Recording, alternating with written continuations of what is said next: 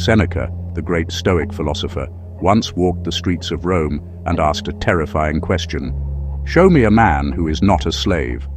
One is a slave to lust, another to greed, another to ambition, and all men are slaves to fear.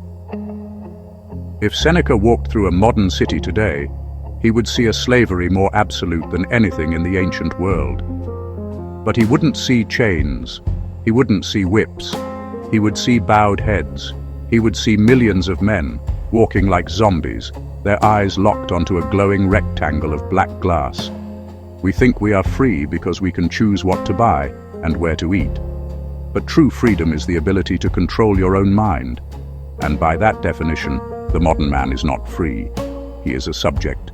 He is a resource. He is being farmed. The neuroscience of the cage. This is not a metaphor. This is biology. To understand your prison, you must understand the chemistry of your own brain. At the center of your skull, there is a neurotransmitter called dopamine.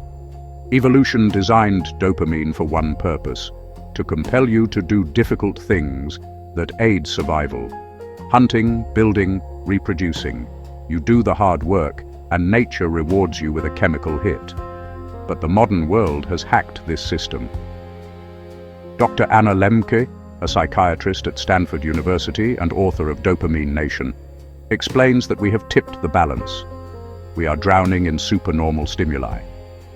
Pornography, junk food, video games, and social media algorithms deliver hits of dopamine that are 100 times more powerful than anything found in nature. When you flood your brain with this cheap, unearned dopamine, your brain panics. To protect itself, it engages in downregulation. It burns off your dopamine receptors. This is the science of addiction. You become numb. The things that used to bring you joy, a sunset, a conversation, a good book, no longer make you feel anything. You become a gray man, capable of feeling normal only when you are plugged into the machine. How did they catch you? It wasn't an accident. It was engineered. In the mid-20th century, the psychologist B.F. Skinner conducted famous experiments on behavior using rats and pigeons. He discovered the variable ratio schedule. If you give a rat a treat every time it presses a lever, it eventually gets bored. But if you give the rat a treat only sometimes, at random intervals, the rat becomes obsessed. It will press the lever until it starves to death. Does that sound familiar?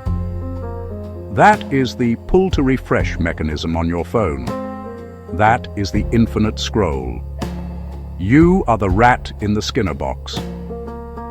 Silicon Valley engineers, many of whom studied under the relentless guidance of behavioral psychologists like B.J. Fogg at Stanford, built these apps specifically to exploit this biological weakness.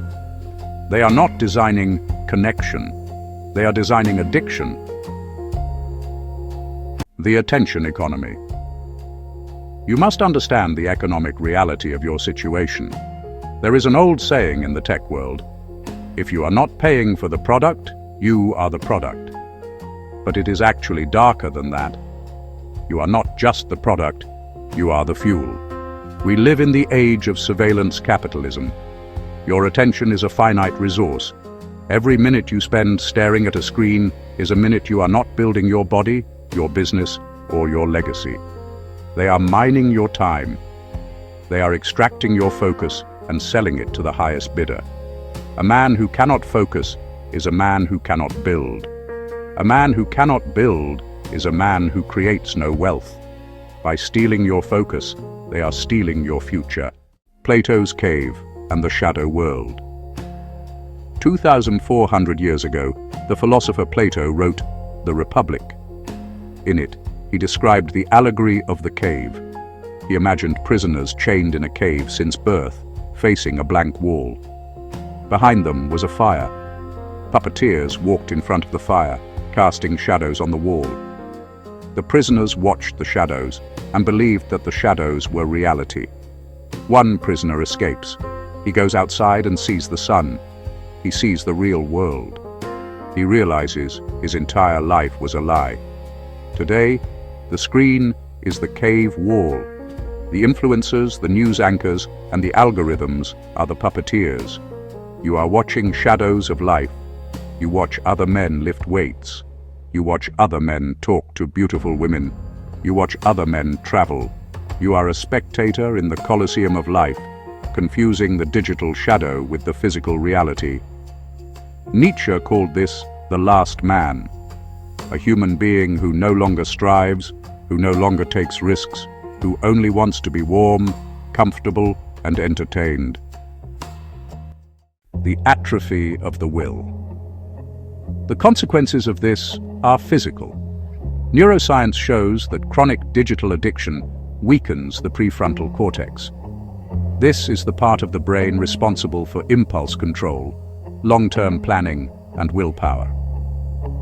When this part of the brain atrophies, you become impulsive. You become a child. You know you should work, but you scroll. You know you should sleep, but you watch. You have lost the executive function of your own mind.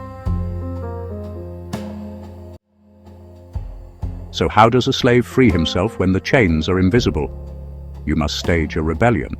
You must engage in what the Stoics called voluntary hardship. You need a dopamine detox. This isn't a buzzword. It is a medical prescription from Dr. Anna Lembke, the Stanford psychiatrist who wrote the book on our addiction. She tells us we must stop the consumption to let the receptors heal. You must bore yourself. You must sit in the silence. As the philosopher Blaise Pascal warned us 300 years ago, all of humanity's problems stem from man's inability to sit quietly in a room alone. You must face that room, and then you must rewire the reward system. Neuroscientist Andrew Huberman teaches us that we must learn to attach dopamine to the effort, not the reward. You must train your brain to enjoy the friction of the work rather than the cheap hit of the result. Reclaim your sovereignty.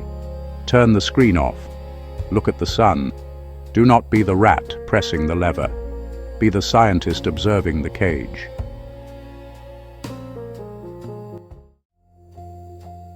The war is not being fought on a battlefield.